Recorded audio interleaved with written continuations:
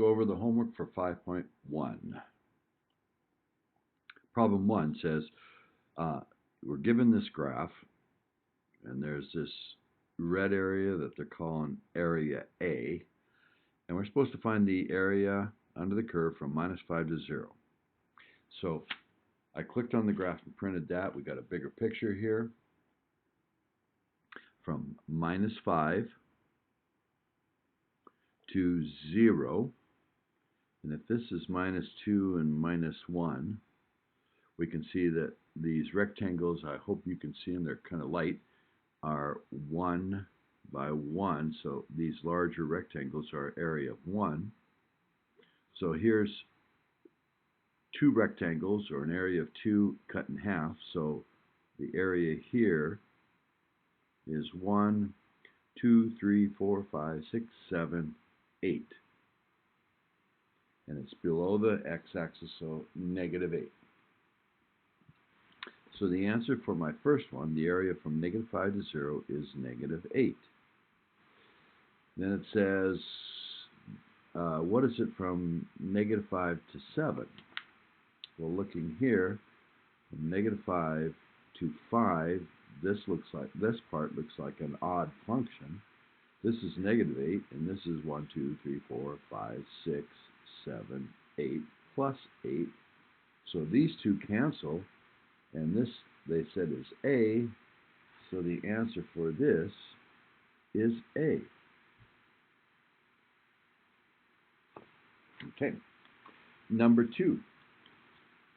It says we have this smooth graph, and we're supposed to figure out the area from 0 to 7 of this. Well, that's pretty small, so again, I printed a larger version. We're supposed to figure out the area. Okay, so each of these rectangles are worth, let's see, this is -2 by 1, so this is 2. So I have to estimate how much of this rectangle do I have missing here. So if I consider the whole rectangle, I'm outlining it so make sure you can see it, then I got to estimate how much is missing. Well, here, if I split it in half this way, this will give me a little better idea. This is 1, and this is another one, and it looks like less than half is missing. So if I say that's 0.3, so this would be 1.7 for that one. Now if I look at this one and split it this way, looks like if that's 0.3, this might be, this and this are probably equal, so that would make 1 and a little bit here, so maybe 1.1, 1.1 or 1.2. I'm going to go with 1.2. Okay. And then on this one, most of it is outside. There is this piece in here. If that's 0.3 and 0.2, that must be about 0.5. Let's see. Does that look like 0.5? That's probably too much. This looks like less than half. Half would be here. So this is probably close to 0.3. So I'm going to change this back here to 1.1. Okay.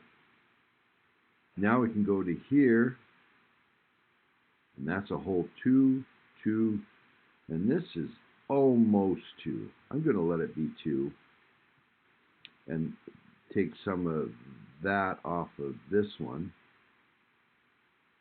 and try to estimate this one. And there's 2, and if I split this here, split it in half, that's about half there.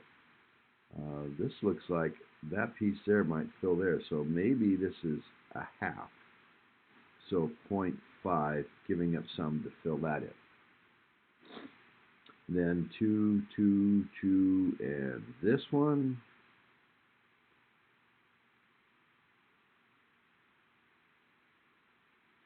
If I split it this way, that would be a half, or 1. So this looks like more than a half. There's half. So maybe 0.6. Okay, 2. This one's missing some. It's missing that piece. And if I go to here and through this, that piece is close to that. So if I drew this, that would be a half. That piece could there, maybe a little of that. So let's just do, I don't know, 0.5 approximately. And 2. And then we got this one. That would be 1. And we got a little bit more here and a little bit here. I could probably do some kind of triangle thing. This looks like a half this way, and 1 height triangle, 1 by a half in half would be a quarter, 0.25. Let's make it 0.3. So I'm going to add up what I've gotten so far. So 0.3 and 1.7 is 2,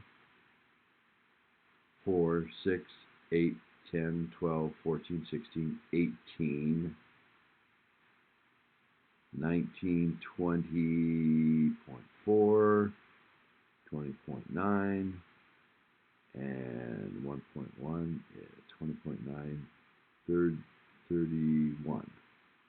So I'm getting about negative 31 for this area, if I've added that correctly. Now we got to figure out this. Okay. There might be somewhere I could cancel, but I'm just going to go ahead and keep estimating here. If I split it like that, that's 1, and this is 1, and I'm missing maybe a couple tenths, so maybe 1.2. And there's a little bit here. If I split this one like this, the amount I have here might fill that in, so I've got maybe a couple less than 1, so 0.8, and this is 2, so this is 2, 4. I'm getting about 4 up here, so minus 4 is plus 4 actually, plus 4 from 31. I'm getting 27. I added wrong here. Something's not right here. 2, 4, 6, 8, 10, 12, 14, 16, 18, 21.1, 22.2, 22.9, 22.9. Let me do that one more time. 2, 4, 6, 8, 10, 12, 14, 16, 18, 19.1, 19.1, 20.2, 23. So 23 minus 23 plus 4 is minus 19. I think that's a little bit more negative than they came up with. I think they come up, if you check your answer, they get negative 17.8, something like that. But that's close. Okay. So the area is approximately negative 18. If f is the antiderivative of this, and f of 0 is 30, so if the function started at 30 and lost 18 by the time it gets to 7, it would be at positive 12. If it starts at 30 and then the area is the change, 18, then we'd get about 12. Okay, so this is all estimation, so it's pretty rough. Number 3, again a small graph, so we're supposed to figure out, let's see, they gave us an initial condition. This is the derivative, f prime, and I got a bigger picture of that. And f of 3 is 0. So when I draw the antiderivative of this, I have to, at 3, be at 0. So here's the graph of this, and I'm going to draw, well, I guess I could just draw it right on here. So at 3, I'm supposed to be at 0. Okay? Now, these are squares again, or life, but each one is 1 by 1, so I can see 1, 2, 3, 3 squares right here, so I have to go up by 3, so I'd be up to here, and since this is constant, this would be linear. And I got 1, 2, 3, which would take it up 3 more, so now I'm up at 6. And then I have minus 1, 2, 3, so that would bring it back down to 3. Again, this is constant, so these are linear. And then I have 1, so this is going to take it up 1 unit, so it would take it to there. Now let's go back all the way to 0. So this is negative 2. So this took the function down 2 to end up at 0, so it must have been up here coming down. And then this is 1, 2, 3, 4. This is positive 4, and it got to here, so it'd have to start 4 lower, which would be down here, going up like this. So that's what the function looks like. So now let's answer the question. What is f of 0? Well, f is the blue one, and at 0, it's minus 2. And what's f of 7? Well, 7, it was 4. And then it says, then find the value of the integral from 0 to 7. Well, it says, what is the area? Well, we could count the squares, and let's do that.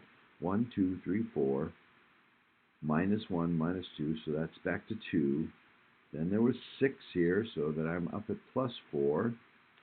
Minus 3, which would make it 1, plus 1 is 2. Did I do the arithmetic? No, that's wrong. 1, 2, 3, 4. 3, 2.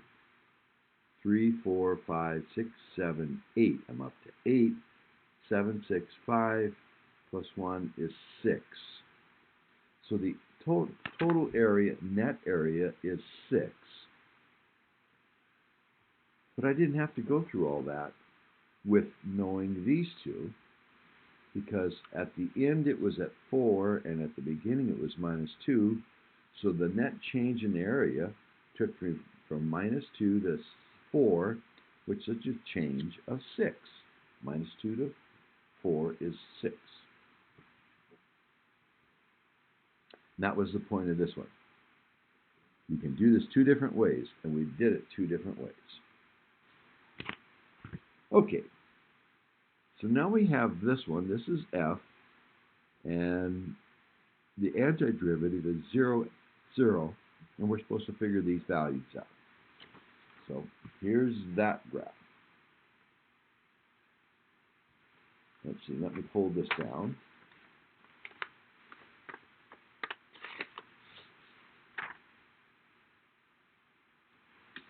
So we can get it up here, and you can see the table as I do it. So this is 1 to here, and I believe this is 1 here. So this rectangle is 1 and 1, and then minus, and then this is a half, minus, and this is plus 1/2, and 1, and 1/2, and 0. So it says at 0, we're supposed to be at 0. And by 1, we lose 1, so f of 1 should be minus 1. Then minus 2, because we lost another one. Then we lose 1/2, minus 2.5. Then we gain 1/2, which is 2. Then we gain 1, minus 2. So we get minus 1. And then we gain 1/2, which is takes us to negative 0.5, or negative 1/2. Okay? And that's all we need to do for number 4. Number 5. So particle is velocity according to this quadratic, a parabola. And A1, this is 7/6. A2 is 8/3. So this must be 8/3. And since it's a parabola, this is going to be 7/6. As well as that S of 0 is 1/2. So we're supposed to start at 1/2 with the antiderivative. This is the velocity graph, and so this will be the displacement or distance or position graph. So what is S1? Well, 1/2 plus 7/6,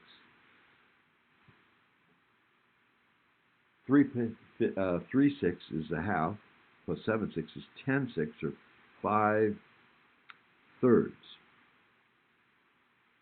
So I would be at 5/3. 1, 2, 1 2/3, 5/3. And this is down, so it's concave down. And it's reached a maximum here because it's 0 slope.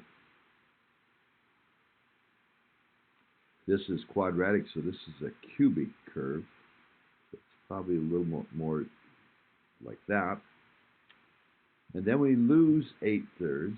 I'm at 5/3, so if I lose 8/3, 5 of them would take me to 0, and another 3 would take me to minus 1. Negative slope, so still concave down.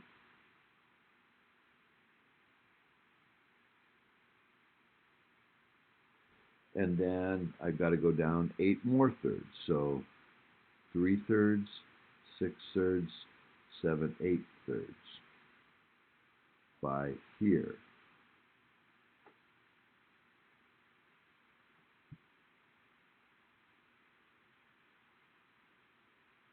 Oh, this one should have been by here.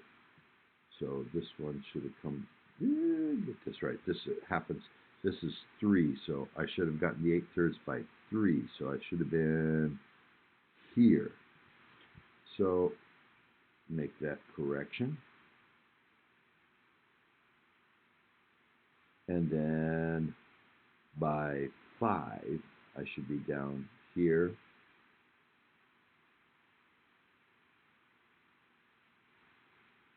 And then I should come back, and I should be back 7/6.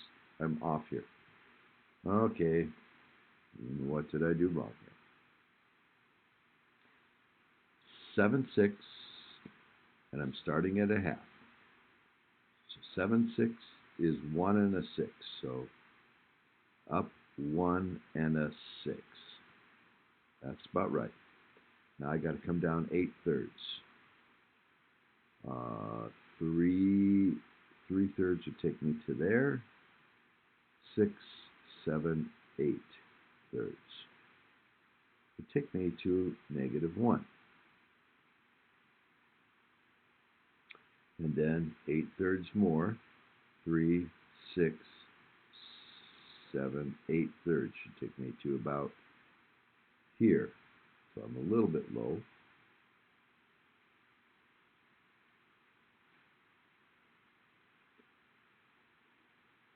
Oh, and I shouldn't be back to 0 because these don't cancel and these don't cancel. So that's why I should be down low. And then I come back 7, 6. So I am right here. Up 7, 6. So a 6 and then 1. So I would be about here. Curved up because it's positive slope, concaved up, all the way through here because positive slope and negative slope. So it looks about like that. And what is S1? It's 10/6 or 5/3. And then we lose 8/3, so it's -1 at 3. And then it's down 8/3 more, so -1 and -2 and 2/3 is -3 and 2/3. And then 7, 6 would give us 1 off of this and a 6.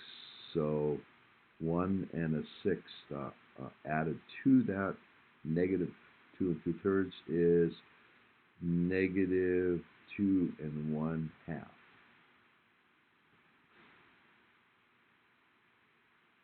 On what intervals is it increasing? When it's positive area, increasing and increasing. So 0 to 1 and 5 to 6. On what intervals is it decreasing? 1 to 5. Not including. So decreasing 1 to 5, not including 1 to 5. And it's increasing from 0 to 1 and 5 to 6. Those are intervals, not points. On what intervals is it concaved up? Concaved up from 3 to 6. And concave down from 0 to 3.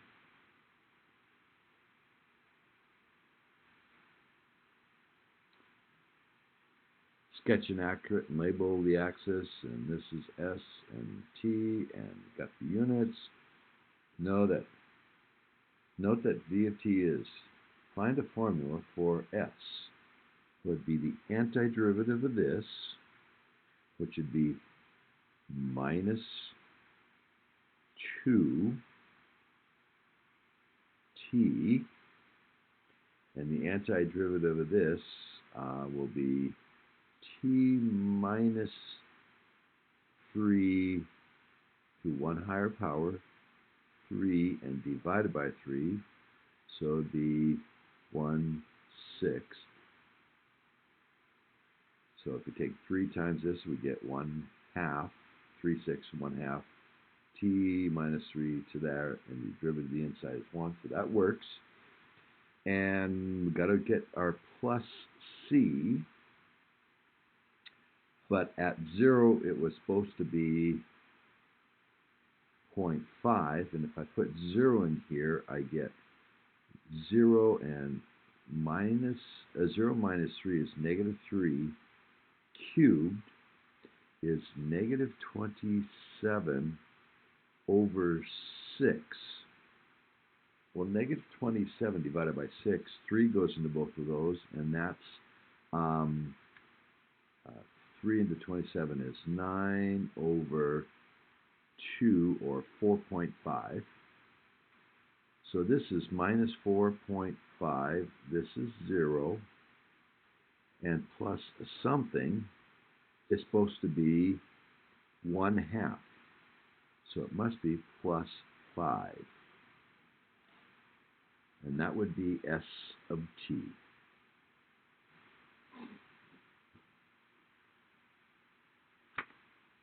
Okay. 6. Person's on a treadmill exercising resistance and burns calories. Calories per minute by minute.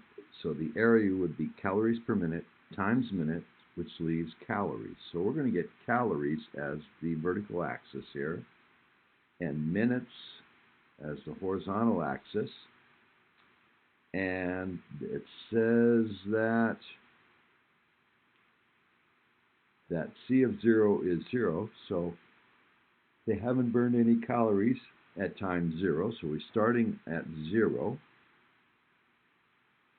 And let's see, these are 5 wide for two squares are 5, and going up, that's 2.5. So 5 times 2.5 is 12.5.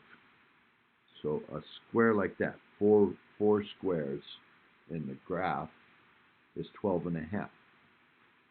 So we have to go up to 12.5, and we're going to add all of these here. So 2 of these squares would be 25. So 25, 25, that's 50. 25, 25, and 25, and 25. So we're getting quite a bit here. So I'm just going to go with 100, 200, and 300. So 12.5 after 5 minutes. That's 100, that's 50, that's 25. 12.5 is right there. And it's a straight line because it's a linear because this is constant. Now here we got 12.5, 12.5, and 12.5. 2 of them is 25, another 2 is 50. So I got to be a total of 50 by 10, which is right there. And then 12.5, 12.5, 12.5, 12.5, 12.5, 25, 50, 75. So I got to go up 75 from 50, which is 125. And it's linear because this is constant. So that was 75, and this is 12.5 less than 75. So 75 onto 125 would be 200, but 12.5 less would take me to there.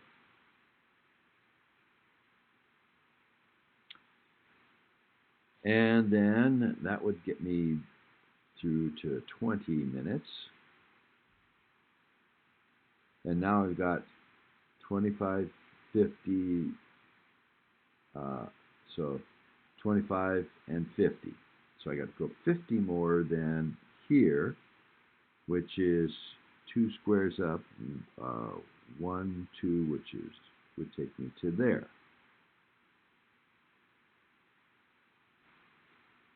And then from the last 5 minutes is 2 squares, which is 25, which is 1 square up, which would take me to there.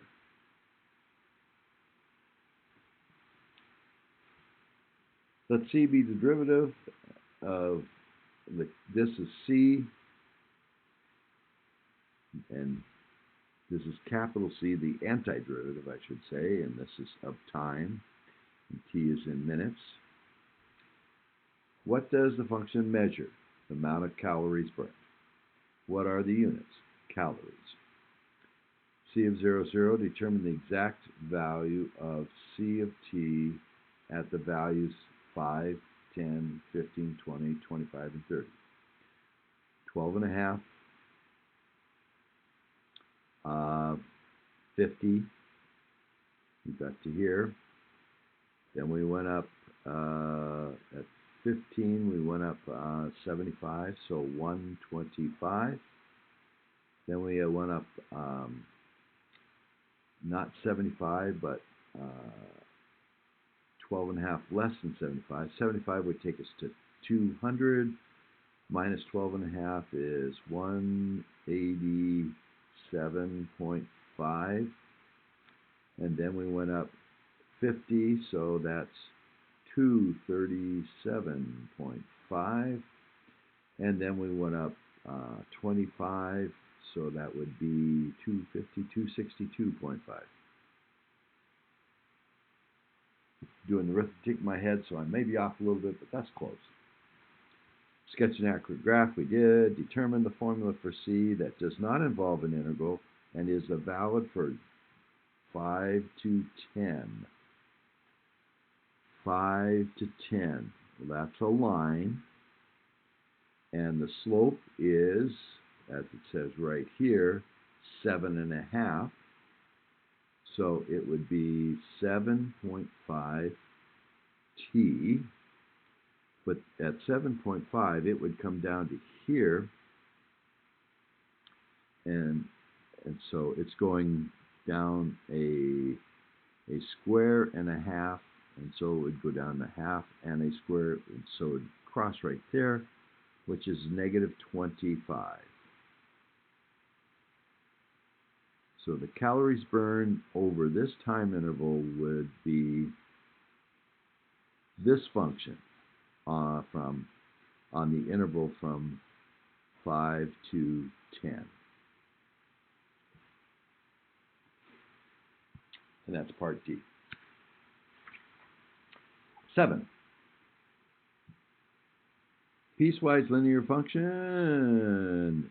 It says the area under this curve from -1 to x is A.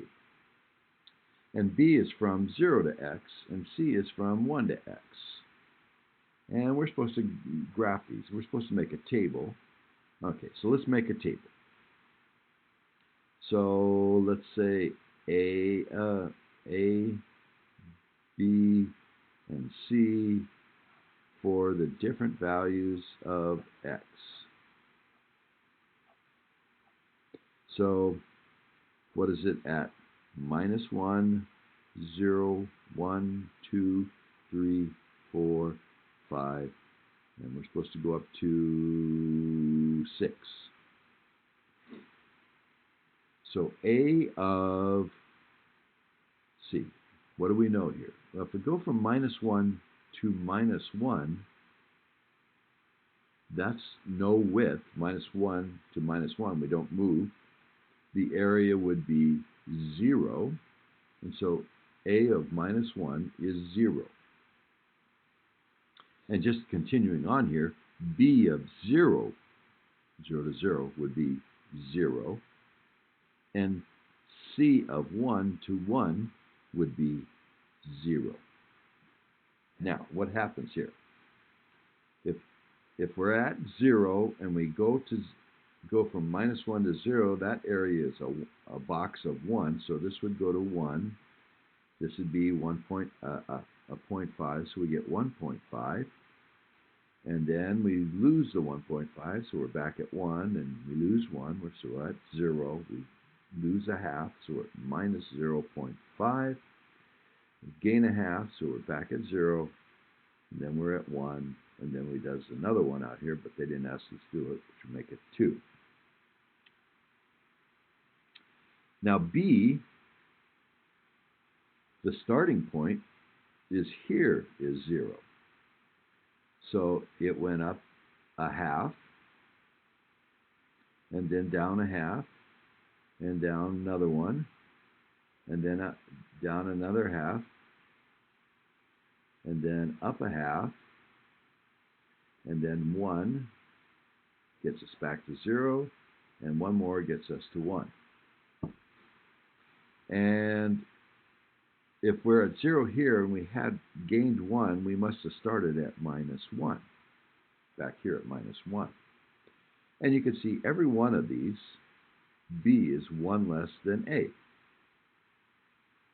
And C, since it's 0, where A is 1.5, C will be the same shape. It'll just be 1.5 less than 1, so -1.5 minus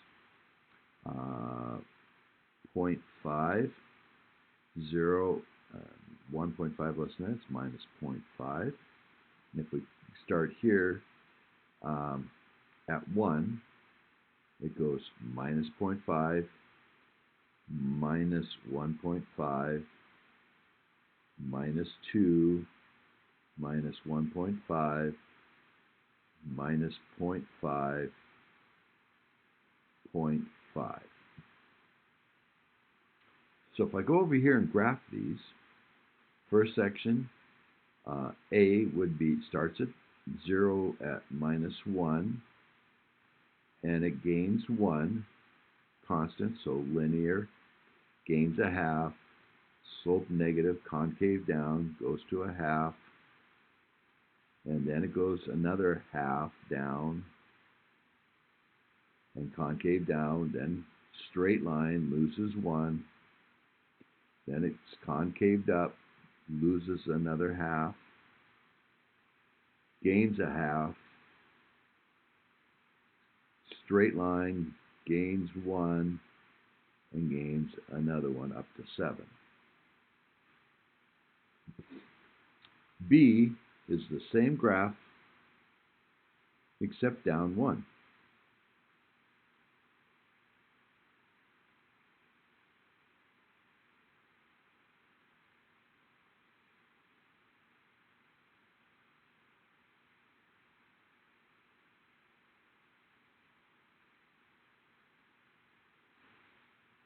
And C happens to be a half lower than that.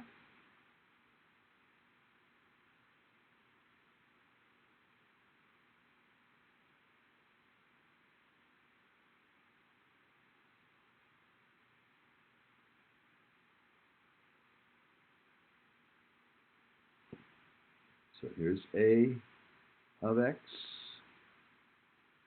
B of X, and C of X. So it said make a table, graph A, B, and C. How are the graphs A, B, and C related? They're just vertical translations of each other. And how can we best describe the relationship between function A and the function f? A is the antiderivative of this, so is B and C. They're all antiderivatives of this, they just vary by the constant. Okay? And that was the homework.